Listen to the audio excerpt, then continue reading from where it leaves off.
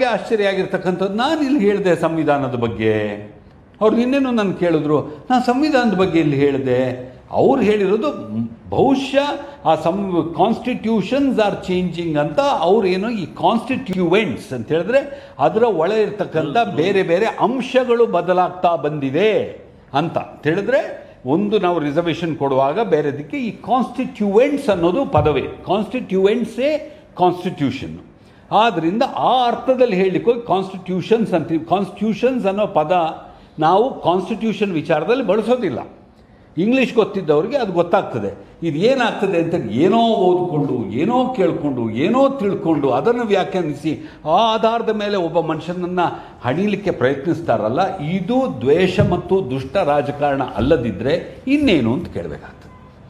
ಇಲ್ಲಿ ಒಂದೇ ಒಂದು ಡಿ ಕೆ ಶಿವಕುಮಾರ್ ಅವರು ಒಂದಷ್ಟು ಕುಂಭಮೇಳಕ್ಕೆ ಹೋಗಿ ಬೇರೆ ಕಡೆ ಎಲ್ಲ ಹೋಗಿ ಈ ಬಿ ಜೆ ಪಿ ವಲಯದಲ್ಲಿರ್ತಕ್ಕಂಥ ಅನೇಕ ಬಿ ಜೆ ಪಿಯ ಸಮರ್ಥಕರನ್ನು ಕೂಡ ತಮ್ಮ ಕಡೆ ಆಕರ್ಷಿಸ್ಕೊಳ್ಳೋದ್ರಲ್ಲಿ ಬಹಳಷ್ಟು ಸಫಲರಾಗ್ಬಿಟ್ರು.